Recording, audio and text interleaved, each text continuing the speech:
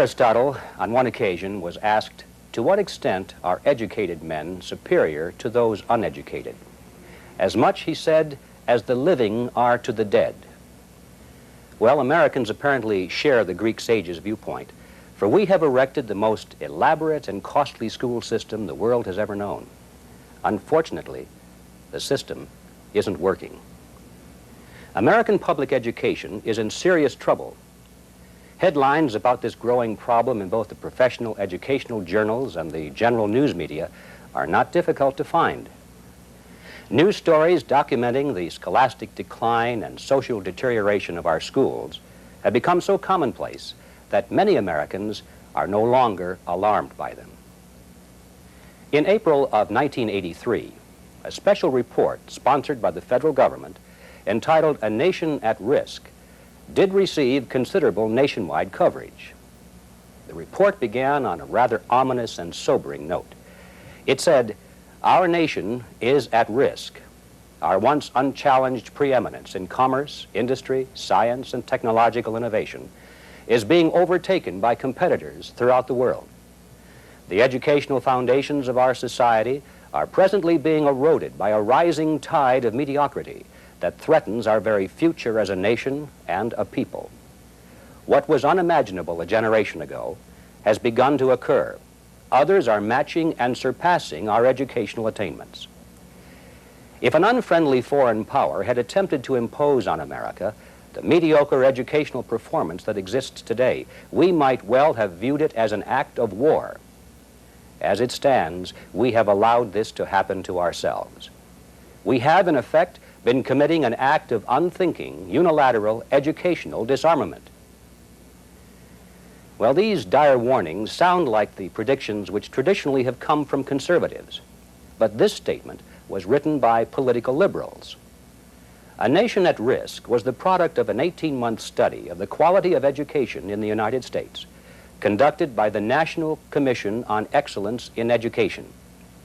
The commission was created in August 1981 by then Secretary of Education Terrell H. Bell, and its 18 members represented a bipartisan cross-section of America's education establishment. Now, here are just a few of what the commission labeled indicators of the risk, which led them to such a bleak assessment of America's public education system. International comparisons of student achievement completed a decade ago reveal that on 19 academic tests, American students were never first or second, and in comparison with other industrialized nations, were last 7 times. Some 23 million American adults are functionally illiterate. By the simplest tests of everyday reading, writing, and comprehension, about 13% of all 17-year-olds in the United States can be considered functionally illiterate. Functional illiteracy among minority youth may run as high as 40%. The College Board Scholastic Aptitude Test, called the SAT or SAT test, demonstrate a virtually unbroken decline from 1963 to 1980. Average verbal scores fell over 50 points, and average mathematics scores dropped nearly 40 points. Between 1975 and 1980, remedial mathematics courses in public four-year colleges increased by 72% and now constitute 1/4 of all mathematics courses taught in those institutions. The Department of the Navy reported to the Commission that 1/4 of its recent recruits cannot read at the 9th grade level, the minimum needed simply to understand written safety instructions. Now, since the publication of A Nation at Risk, many other studies have cataloged further reasons for concern over academic decline. Geography as a distinct subject has virtually disappeared from the public schools during the past several decades. In 1965, the Association of American Geographers warned of the prevailing geographical illiteracy and sensibly observed, for the United States to cope successfully with its own domestic problems and to participate effectively in world affairs, its leaders and citizens must have a coherent understanding of the Earth's regions and peoples. Now, several important studies indicate that the geographical knowledge of today's students is anything but coherent. A test on geography administered to 12-year-olds by the Dallas Times-Herald revealed that among one group of students tested, more than 20% couldn't even find the United States on a world map, and another 20% identified Brazil as the United States. Well, college students didn't fare much better. 95% of university students in North Carolina who took a basic geography test flunked it. A nationwide test administered to 17 and 18-year-olds by the Gallup organization a few years earlier yielded many interesting answers. Among them, Mexico and Canada were the last two states admitted to the United States. The Sinai Desert is in Vietnam. Angola is in the Philippines. French and Latin are the most prevalent languages in Latin America. Well, contrast this glaring ignorance with some sample questions from a high school entrance examination given in the United States in 1875. Name the countries of Europe, Asia, and Africa that touch upon the Mediterranean Sea. And name the states of the Union bordering on the Atlantic, on the Gulf of Mexico, on the Pacific, and on the Great Lakes. In mathematics, international comparisons show that the United States has fallen to such an extent that we're barely competing with the world's lesser developed countries. In January 1987, the International Association for the Evaluation of Education Achievement published this report, The Underachieving Curriculum, Assessing U.S. Mathematics from an International Perspective. According to this comprehensive assessment, in school mathematics, the United States is an underachieving nation, and our curriculum is helping to create a nation of underachievers. These graphs from the study tell a grim story. In geometry, measurement, algebra, and calculus, U.S. students rank near the very bottom in comparison with students from other countries. When it comes to teaching communication skills, writing and speaking, it appears that our schools have become new towers of Babel. Many students seem to be completely ignorant of the basic rules of grammar, punctuation, syntax, and spelling, and are capable of only the most primitive speech and writing. In 1986, the National Assessment of Education Progress issued a report entitled The Writing Report Card, Writing Achievement in American Schools. The study evaluated some 55,000 students nationwide on 4 different writing tasks: analytic writing, persuasive writing, informative writing, and stories. The NAEP authors wrote that pervasively weak writing performance revealed serious shortcomings in critical thinking and communication by American youngsters. The researchers came to these conclusions. Although America's youth can write at a minimal level, they cannot express themselves sufficiently well to make themselves understood, and that most American students, majority and minority alike, are unable to write adequately except on the simplest of tasks, despite a recent national focus on writing instruction in schools. In the persuasive writing category, the report noted that most of the students at each grade level wrote letters of amazingly poor quality, similar to the following example, which we reproduce exactly as given by the NAEP. Another rule I don't like is the cafeteria rule, that if there is something under your feet, you have to pick it up. And I think that is sick because sometimes that stuff is not yours, and it's been stepped on or off of. Then Mr. Russell walks over and tells you to go throw it away. And if you refuss, he makes you sit at the penalty table. Well, when it comes to the subject of American history and our constitutional system of government, the level of understanding is equally abysmal. Essential facts, concepts, and themes about our heritage simply are not being taught, nor apparently does the civics instruction in school inspire our young people to participate in and feel a strong commitment and allegiance to our political system. In the 1986 elections, only 7% of the 18 to 24-year-olds bothered to vote. A nationwide survey of over 1,000 Americans conducted in 1986 by the Hearst Corporation even found some very serious gaps in the general public's knowledge of our Constitution. According to the Hearst poll, 46% of Americans do not know that the purpose of the original Constitution was to create a federal government and define its powers. 26% believe the Constitution's purpose was to declare independence from England, and 10% believe it was intended to create the original 13 states. A majority of the American public, 59%, does not know what the Bill of Rights is. Only 41% correctly identify it as the first 10 amendments to the original Constitution. 27% say the Bill of Rights is the preamble to the Constitution. Nearly half the public, 49%, erroneously think the President can suspend the Constitution. Nearly half of the American people, 45%, believe that the Marxist phrase, "from each according to his ability, to each according to his need," is in the Constitution. 3/4 of those surveyed are under the misconception that the Constitution guarantees every citizen the right to a free public education.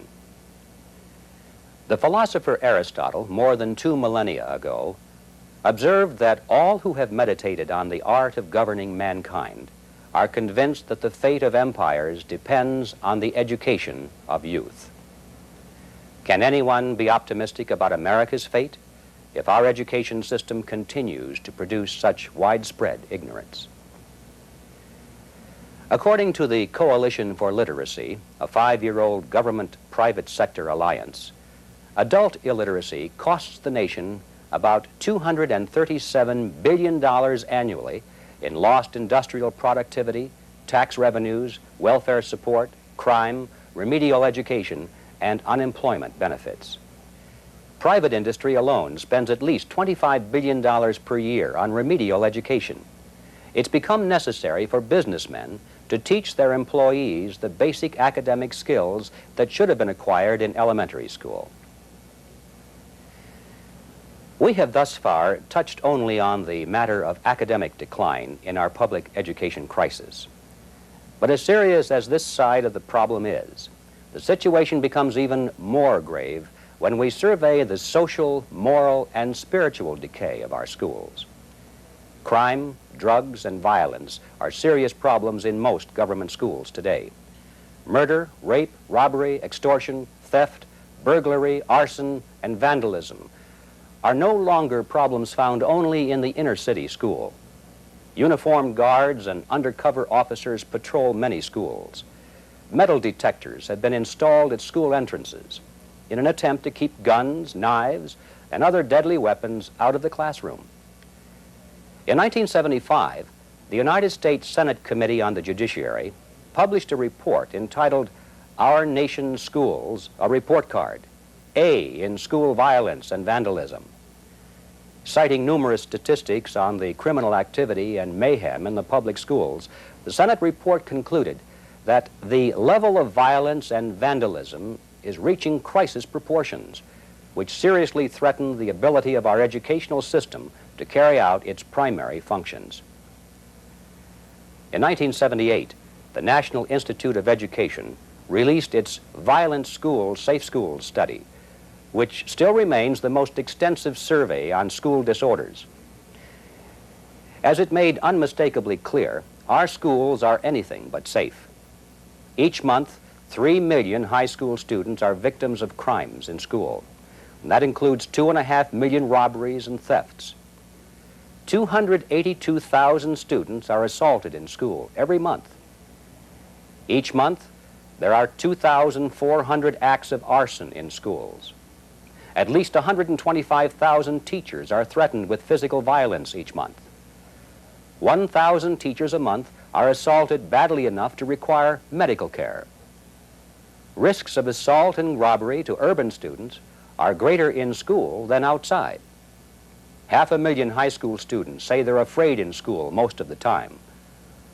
Almost 8% of urban junior and senior high school students miss at least 1 day of school per month because they're afraid of violence in schools. High school students are subjected to 525,000 attacks, shakedowns, and robberies every month. Well, several studies completed since that time indicate, if anything, that the situation is probably worse today. Most recently, a national practicum on schoolyard bullies, held in May of 1987 at Harvard University, warned of the seriousness of teen terrorism in the public schools. Among the conclusions of the practicum participants, as published in the journal School Safety, were these. 1. School bullying is a significant and pervasive problem. And 2, fear and suffering are becoming a way of life for victims of bullying. Now, there are still more dangers. The concern over teen pregnancy and AIDS is being exploited to promote sex education programs in the schools, many of which condone and even encourage premarital sex, homosexuality, and other sexual experimentation. In this video, Sex, Drugs, and AIDS, which is used in many junior and senior high schools, actress Rae Dawn Chong urges youngsters to use condoms when engaging in homosexual or heterosexual intercourse. The overall message of this award-winning film is that premarital sex is cool, even expected of adolescents. But smart, hip teens will play it safe by using condoms. Acceptance of homosexuality as an alternative lifestyle is promoted in a particularly heavy-handed manner, using an emotional interview with a young man whose homosexual kid brother is dying of AIDS. The zeal with which condoms are being promoted in our schools has reached an incredible stage. These are some of the materials being distributed to our children. We've censored the most graphic and obscene material. Condom Sense, a pornographic tabloid promoting what it calls the joys of condom sex, is being used today in many schools. Straight Talk about sex and AIDS features dancing condoms, conveying a party attitude concerning sex, and giving the impression that sexual promiscuity is an acceptable norm. Can We Talk, produced by the Harvey Milk Lesbian and Gay Democratic Club, is openly pornographic and obscene in its language. In some schools, condoms are actually passed out to the students, and female students are required to apply them on the fingers of male students. The alarmingly high incidence of teen suicide in recent years has caused some parents to focus attention on another insidious influence in our schools, death education. Many parents are just beginning to realize that their children have been subjected to extremely morbid classes and assignments on death, dying, suicide, and other related topics. This subject has been introduced from the earliest grades through high school. There's good reason to believe that it's a significant contributing factor in the high national teen suicide rate. Many researchers have documented blatant ideological biases prevalent in textbooks that present a grossly distorted negative perception of America and the world. Through their textbooks, millions of children are subjected to a steady barrage of disinformation and propaganda on nuclear war, disarmament, pacifism, overpopulation, Marxism, feminism, environmental extremism, abortion, and a host of other issues. The sinister influence of secular humanism, values clarification, and moral relativism undermines students' religious convictions and respect for parental authority. In his book, Censorship, Evidence of Bias in Our Children's Textbooks, New York University psychology professor Dr. Paul C. Vitz documents the censorship of historical Christian contributions in today's school texts. When mention of God or Christianity is made, it's likely to be in a negative context, and often in the form of profanity.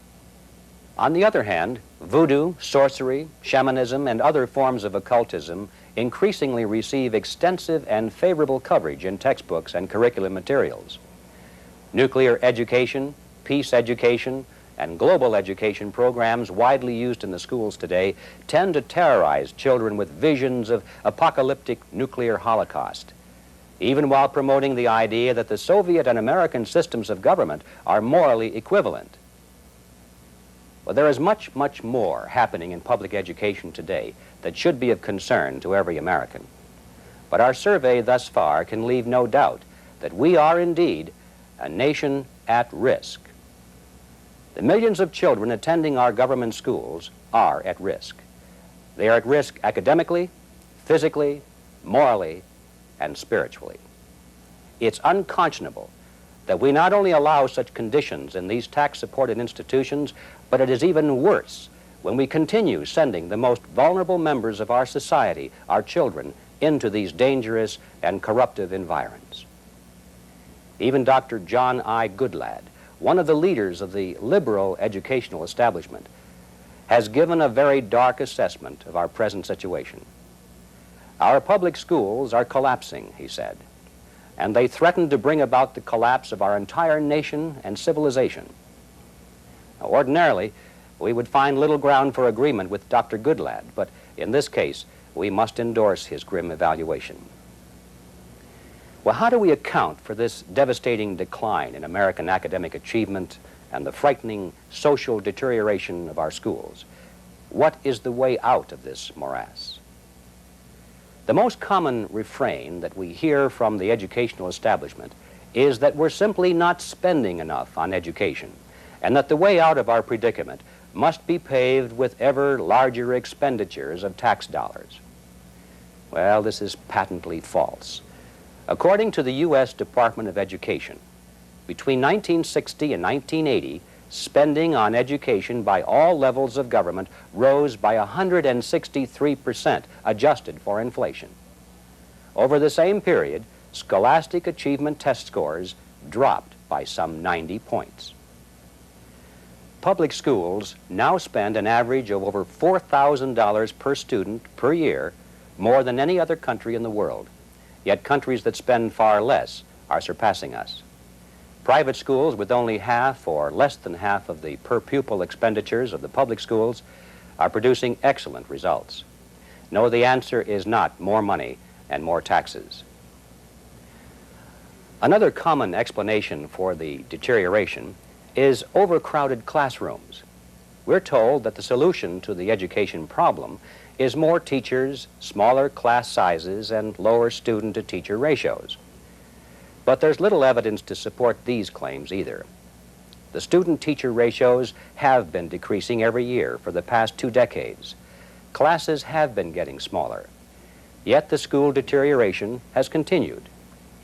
In addition, we see that in Japan and other countries that are scholastically outperforming us, the average class size is larger than ours. Among many other so-called solutions being offered by the current school reform movement, we find higher teacher salaries, merit pay, tougher teacher certification, competency testing for teachers, longer school days, longer school years, magnet schools, tougher course requirements, more homework assignments, and on and on. Conservative reformers want more discipline, a return to academic basics, vouchers, tuition tax credits, creationism courses, and a constitutional amendment to put prayer back in the public schools. Well, a few of these proposals have merit and should be pursued. However, even if it were politically possible to implement the best of these reforms, we would surely find them ultimately to be of little avail. We may effect some short-term improvements, but will not avert the impending collapse to which Dr. Goodlad referred. What must be realized is that these reforms deal merely with symptoms. The real problem is systemic. The public school system itself. It is a political institution, and because it is, education has become hopelessly politicized. Education has become a political football for special interest groups, political parties, and factions. Those with the greatest political power, influence, and organizational skill dictate the education policies for all. So it is that the powerful teachers' unions, the National Education Association, and American Federation of Teachers, have largely dictated the educational policies which have brought us to the current sorry state. Politics is subverting and destroying education. No amount of reform of the public school system will change this. The system itself is inherently political. It is an entity created, funded, and controlled by government. At one time, local governments largely controlled public education, but those times are long gone. Local control is a myth. The most important policy decisions in the field of education today are made in state capitals and in Washington, D.C., by politicians and bureaucrats who are more concerned about pleasing the professional education lobby than they are interested in the real needs of children and the desires and rights of parents. And the trend is toward continued centralization, leading ultimately to total control of education in the hands of the federal government. Now, how and when did this come about? Let's take a brief look at the history of education in America. It'll surely come as a shock to many, but government-sponsored, tax-supported public education as we know it today did not always exist in America. For the most part, education in the colonies and in the earlier years of our republic was carried out in an atmosphere of free choice and free enterprise. Tutors and private schools flourished. Churches, benevolent societies, and sometimes local governments established charity schools for children whose families couldn't afford schooling. Many parents schooled their children at home, and it was a system that worked exceptionally well. Remarking on America's early educational achievement, John Adams said in 1765, "A native of America who cannot read or write is as rare an appearance as a comet or an earthquake." The 1840 census listed about 90% of white adults as literate. The 1860 census showed that 94% of free males were literate. Even if one takes into account that these figures may be somewhat inflated because of loose definitions of literate, it's still obvious that our early forebears were doing something right and that we could learn from them today. Educational historians are in agreement that one sign of the effectiveness of the many forms of education that existed in our young nation was that Americans were among the most literate people in the world. A perusal of the literature of that time is instructive. Take a look at the Federalist Papers.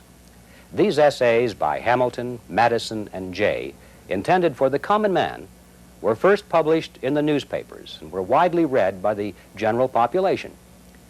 Most college graduates today would find the Federalist Papers rough going. They would also find most of the political speeches, debates, and church sermons of a century or two ago to be equally humbling. Or take the McGuffey's fifth or sixth reader. Many college students today would find them a real challenge. The great minds that forged our remarkable constitutional system didn't have the supposed benefit of public schooling. George Washington, James Madison, Patrick Henry, John Quincy Adams, and many of our most illustrious leaders and intellectuals were educated primarily at home. 9 of our presidents received most of their schooling through home education. Abraham Lincoln said that the sum of all his formal education wouldn't equal 1 year. Yet on his own, as a young man, he mastered the 6 volumes of Euclid, read all of the Bible, studied Shakespeare, Gibbon, and Rollin's History of the World, and then launched into the study of law. Those early years of educational freedom were also the intellectual high water marks for our country. Liberty seems to have had a tremendously invigorating influence on men's minds. In 1817, the city of Boston appointed the famed architect Charles Bulfinch to head a committee that would survey the educational needs of the residents. The Bulfinch report revealed that 96% of the town's children were attending school, and the 4% who didn't had free charity schools available to them if they wished to go. Compare that 4% with today's dropout rate of 27% nationwide and over 40% in many large cities. The framers of our Constitution didn't make any mention of schools or education in that founding document. They didn't believe that involvement in education was a proper role for the federal government. So in writing the Constitution, they delegated no powers to the national government regarding education. And with the 10th Amendment, they made it perfectly obvious that the federal government was not to meddle in this area, and in many other areas as well. The 10th Amendment states, "The powers not delegated to the United States by the Constitution, nor prohibited by it to the states, are reserved to the states, respectively, or to the people." So, education was left entirely up to the states or to the people.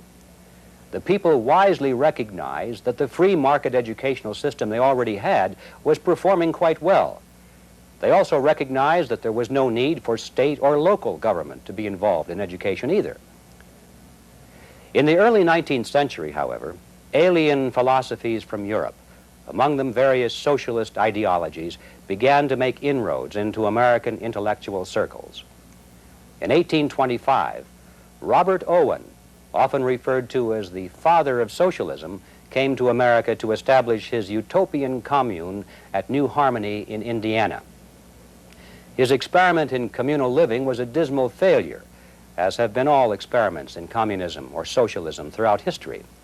But Owen concluded that the failure of New Harmony was not an indication that his theories were faulty, but resulted from the faulty development of man. So he decided to devote his energies to changing man by changing his upbringing and education. Individuality and what he called the prejudice of religion, both of which were transmitted by parents, had to be rooted out. Owen and his disciples wanted to separate children from their parents at the earliest age possible. They wanted children raised in communal houses where all could be indoctrinated uniformly and molded into the new man for the new socialist society. Frances Wright, a radical feminist and one of Owen's most zealous apostles, helped lead the fight for the collectivization of children. She summed up the Owenite vision in these words: "In these nurseries of a free nation, no inequality must be allowed to enter. Fed at a common board, clothed in a common garb, raised in the exercise of common duties, in the acquirement of the same knowledge and practice of the same industry, in the exercise of the same virtues, the enjoyment of the same pleasures, in the study of the same nature, in pursuit of the same object, their own and each other's happiness. Say, would not such a race, when arrived at manhood and womanhood, work out the reform of society, perfect the free institutions of America?" Well, this frightful vision of monotonous, uniform, cookie-cutter children, automatons devoid of any individualism, is repugnant to free people, but it was enthusiastically embraced by the socialists and other would-be reformers who wished to play God.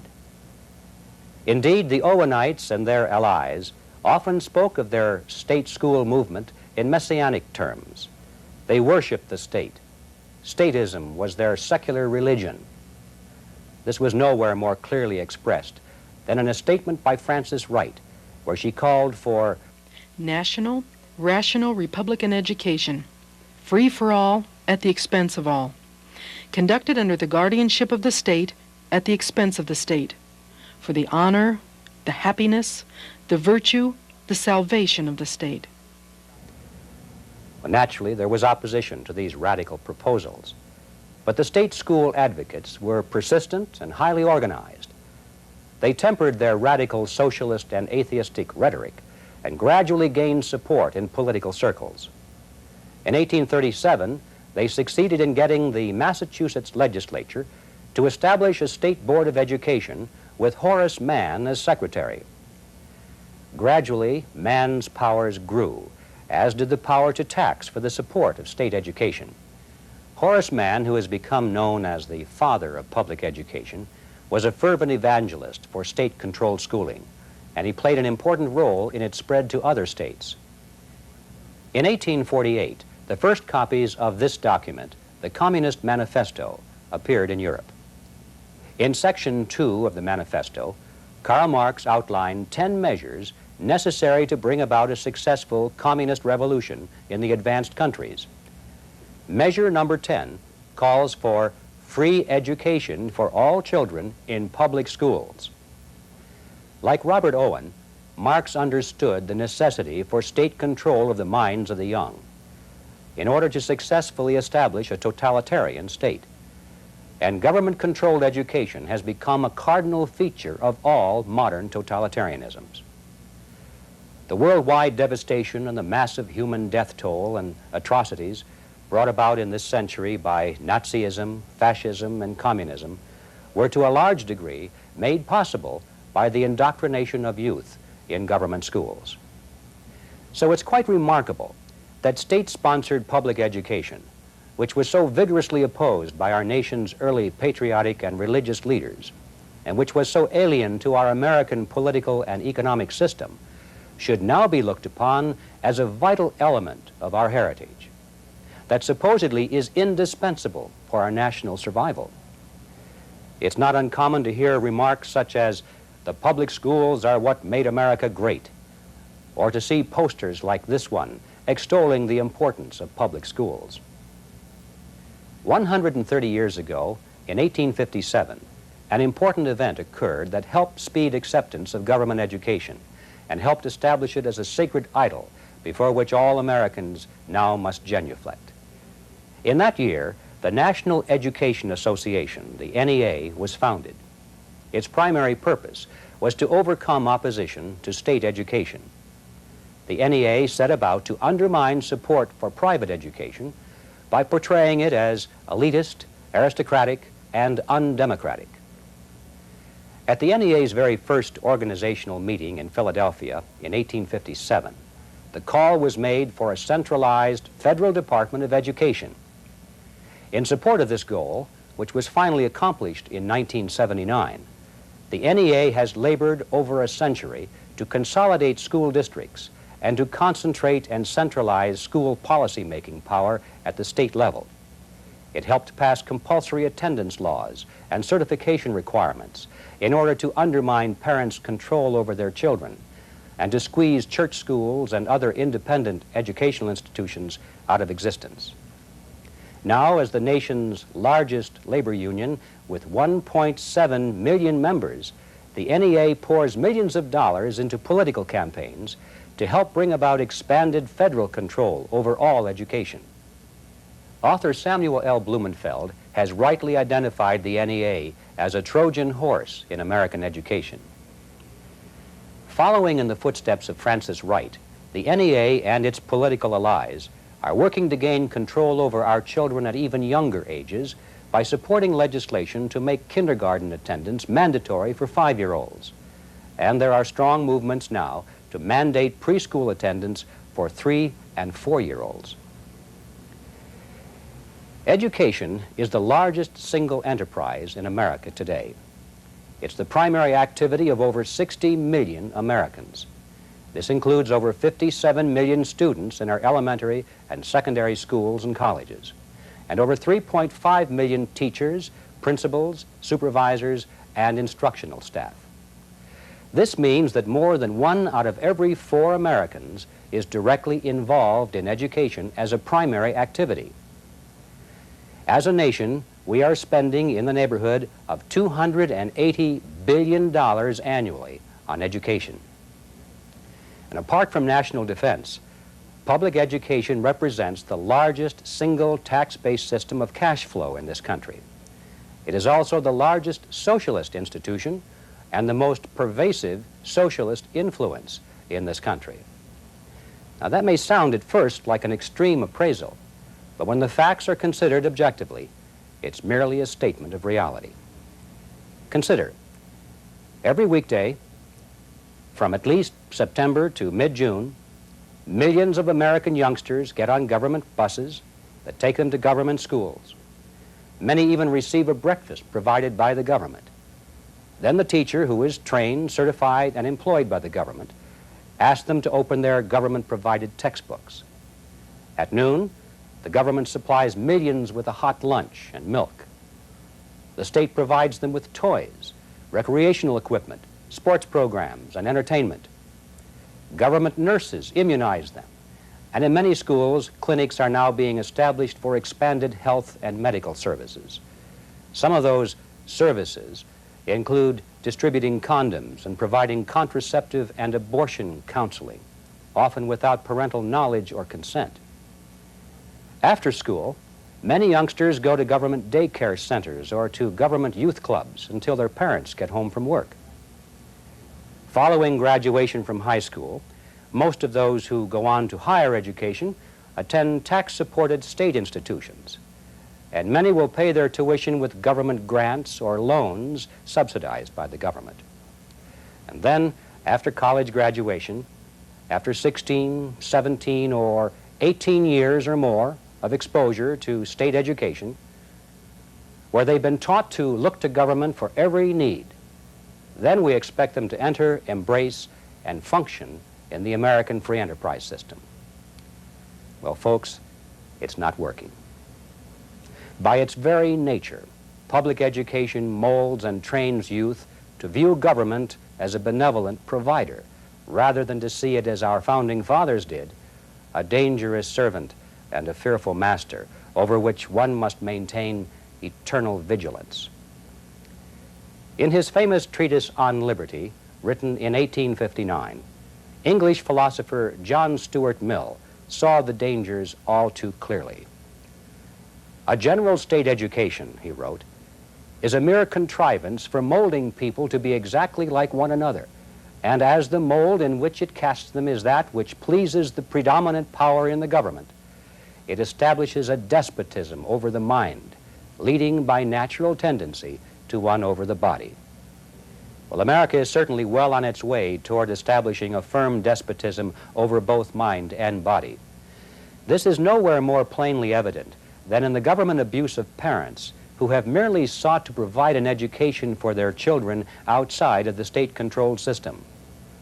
Across the country, parents and ministers are being jailed for the so-called crime of teaching their children at home or operating schools that don't submit to state dictates. The case of the Shippey families of New Plymouth, Idaho, is a prime example of despotic government in action. It involved three brothers, Samuel, Robert, and Floyd Shippey, and their wives.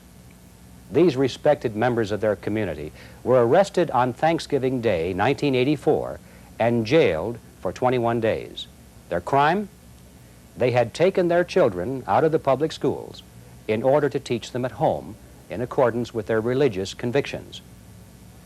Robert and Floyd finally submitted their families to the state's mandates. Sam and Marquita Shippey refused, and 6 of their school-aged children were forcibly removed from the family home and placed in a state-run facility. These photographs by Larry Hoffman of the Daily Argus Observer in Ontario, Oregon, show the anguish of a loving mother and father as their children are forcibly taken from them. But they also speak volumes about the injustice and the wrong-headedness of laws and policies and totalitarian thinking that bring about such scenes. Now reunited with their children, Sam and Marquita have fled across state lines to avoid any further family separation. There was never even any suggestion that the Shippey children were being abused by their parents or that their home instruction was inadequate. The presiding judge conceded that he didn't know of a finer, more upstanding, honest, productive family in the community. The district attorney admitted that the Shippey children were good and obedient. It was simply a case of government officials refusing to tolerate a parental challenge to state control over the children. In March 1987, the Reverend Tot M. Taylor and his wife Sharon of Mount Pleasant, Iowa, were jailed for teaching their children, Nicholas, 8, and Stephanie, 13, in their own Bluebird Christian School at the First Assembly of God Church. The Taylors' school is non-approved by the state of Iowa. The Taylors, however, like many other Christians across America, chose not to submit to state certification. To do so, they believe, would be to invite state authorities to exercise control over their religious beliefs. State certification brings state regulation, and then state rules regarding teacher training, hiring, curriculum, textbooks, record keeping, disciplinary measures, and other matters. The Taylors and many others believe that to accept such state control would make independent schools no better than or different from the government schools that they have rejected. Unfortunately, Cases like those of the Shippies and the Taylors may have frightened some parents away from educating their children outside of the state-controlled schools. On the other hand, these outrageous incidents and others like them have sparked huge rallies across the country and have drawn public attention to the gross injustice that is being perpetrated in the name of education and the public welfare. In a number of states, these incidents have resulted in public outcries that have brought much-needed changes in the school attendance laws. They have also resulted in homeschool and private school forces organizing politically and developing sophisticated and aggressive legal representation to challenge dictatorial laws and policies. It should be evident that parents who go the extra mile, who take on the added financial burden, and who are willing to commit their time to private schooling or homeschooling are exceptionally responsible and conscientious parents. Many of them do this at great personal sacrifice because they love their children and want what is best for them. They should be commended and encouraged, not hectored, threatened, prosecuted, and imprisoned. And this brings us to the most fundamental issue involved in all of the educational reform debate, though it is an issue that is seldom mentioned. It is, who shall have control of the children, parents or the state? Who shall determine what constitutes proper education? The fathers and mothers who raise, nurture, shelter, and love their children, or the politicians and the government bureaucrats? English common law, which is the basis of much of our legal heritage, and American case law through the 1800s, both firmly acknowledge parents' authority and liberty in selecting their child's education. This recognition of the primacy of the family continued even into the early 1900s. In the landmark 1925 case of Pierce versus Society of Sisters, the United States Supreme Court overturned an Oregon state law that had established a public education monopoly and had outlawed private and religious schools. The Supreme Court held that the law unreasonably interferes with the liberty of parents and guardians to direct the upbringing and education of children under their control. The fundamental theory of liberty upon which all governments in this union repose excludes any general power of the state to standardize its children by forcing them to accept instruction from public teachers only. The child is not the mere creature of the state. Those who nurture him and direct his destiny have the right, coupled with the high duty, to recognize and prepare him for additional obligations. During the past half-century, the courts have departed from their strict defense of parents' rights, but have nonetheless tended to favor the parents over the state in most cases. In the important Wisconsin versus Yoder case in 1972, the Supreme Court reaffirmed the earlier Pierce ruling and overturned a state compulsory education statute as it applied to the Amish religious community. In the Yoder decision, the court said, "This case involves the fundamental interest of parents as contrasted with that of the state to guide the religious future and education of their children. This primary role of the parents in the upbringing of their children is now established beyond debate as an enduring American tradition." Case law and common sense both tell us that the state must demonstrate a compelling interest to justify overriding parental rights. Yet advocates of statist schooling insist that compulsion and massive regulation are absolutely essential to proper education. Thomas Jefferson squarely rejected this notion, saying, "It is better to tolerate the rare instance of a parent refusing to let his child be educated than to shock the common feelings and ideas by forcible asportation and education of the infant against the will of the father." Well, Mr. Jefferson's observation is no less applicable today.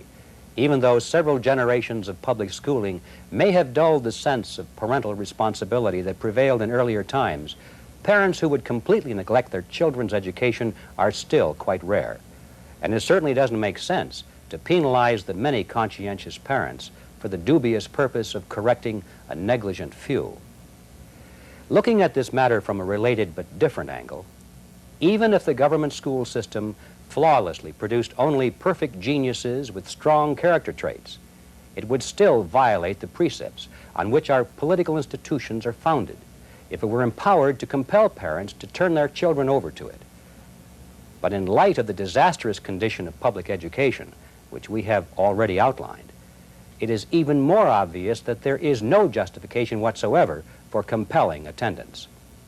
The most incompetent parents couldn't possibly do a worse job than is being done typically in the public school today. In fact, all available evidence shows that parents who have rejected government schools are doing a superlative job. There are now an estimated 1 million children being educated at home in the United States. Another 6 million are attending private and church-related schools, and these numbers can be expected to continue growing as the state schools continue to deteriorate.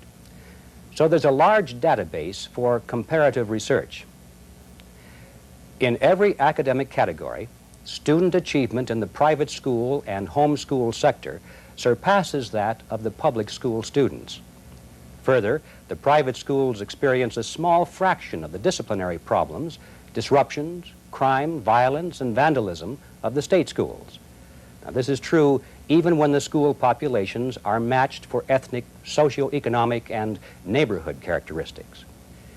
In their book, High School Achievement, Public, Catholic, and Private Schools Compared, published in 1982, authors James S. Coleman, professor of sociology at the University of Chicago, and Thomas Hoffer, research associate at Northern Illinois University, concluded that given the same type of student, that is, with background standardized, private schools excel in all academic areas. School attendance is better, students do more homework and take more rigorous courses. Interestingly, the study also found that the private schools were more successful at promoting the social objectives of equality and racial harmony that the state schools advocates pursue with such zeal. The Coleman-Hoffer report found that overall, blacks and whites are less segregated within Catholic schools than are blacks and whites in public schools, and that the non-Catholic private school sector is least racially segregated, and the public sector by far the most segregated. Furthermore, the private sector was far more successful in closing the academic achievement gap between students from advantaged and disadvantaged backgrounds. According to the 1982 study, altogether the evidence is strong that the Catholic schools function much closer to the American ideal of the common school, educating children from different backgrounds alike, than do the public schools. Finally, the authors wrote, "The greatest difference found in any aspect of school functioning between public and private schools was the degree of discipline and order in the schools." Their 1987 book, Public and Private High Schools, confirms and extends their earlier findings. Catholic and private high school students are more likely to graduate, more likely to enroll in college, and more likely to stay in college once enrolled. Finally, a U.S. Department of Education study issued in 1986 has direct bearing on what we have just discussed. This report disclosed that proportionally, American public school teachers send their children to private schools in far greater numbers than does the general public. The report's authors observed that when public school teachers send their children to private schools, it says something about the schools they teach in. And indeed it does. It says very pointedly that even those who are employed in the public school system and who therefore can be presumed to be more intimately familiar with that system are opting out of it in significant numbers. Now let's review a few of the key points we have covered. The right of parents to educate their children as they see fit is a fundamental God-given right, long established in our American heritage and our English common law tradition. Historically, the system of parental free choice in education was fully accepted in the early era of our republic. It produced the amazing levels of educational achievement that brought us prosperity and world renown. Side-by-side comparisons of government schools and private schools today continue to confirm the wisdom of the educational philosophy of our forebears. Compulsory state schooling is a foreign concept incompatible with free American institutions and personal liberty.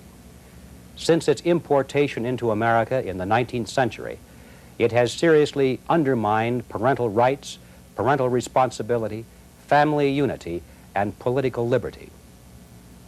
Public education today is an academic, social, moral, and economic disaster. And this has placed our children and our nation at risk. Immediate, drastic change is imperative if we are to avert calamity. Here is what we recommend. Government should support parental rights, encourage parental responsibility, and restore freedom of choice in education in the following ways. 1.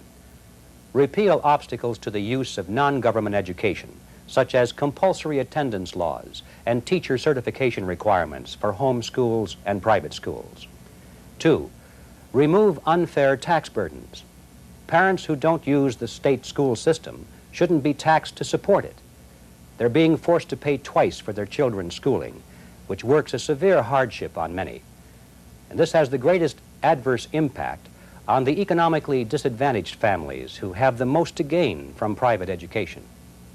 3. Abolish the U.S. Department of Education and remove all federal involvement in education.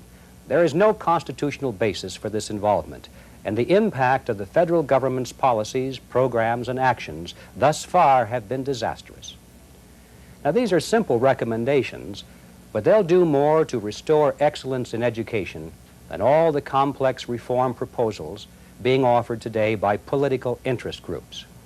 The many reform proposals currently receiving great attention are invariably accompanied by ridiculous promises and high-flown rhetoric about innovative, courageous leadership.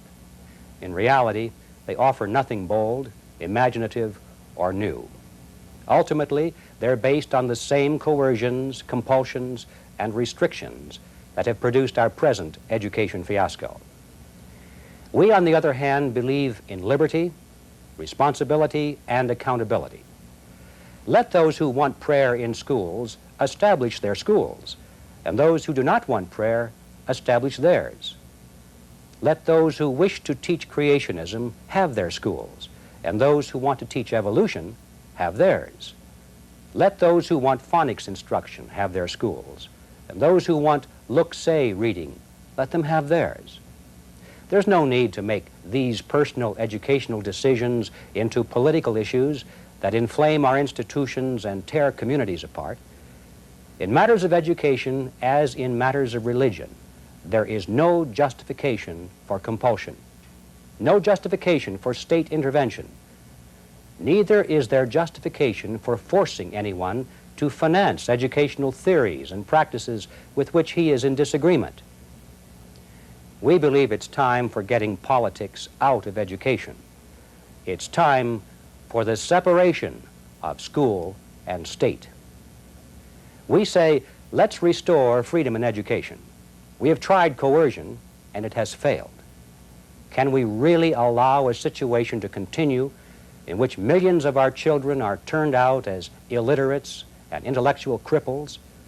A situation in which millions of our children live in fear and terror? Don't your children deserve better than that? Can we afford continued loss of our productivity and our markets to foreign countries? Can we afford the horrendous tax burden of maintaining the crumbling educational system? We think not. Let's welcome greater choice, diversity, and pluralism. Let's return to those liberating principles on which our nation was founded. Let's strive again for excellence and strive to recapture those values that have made America great and a beacon of hope to the world.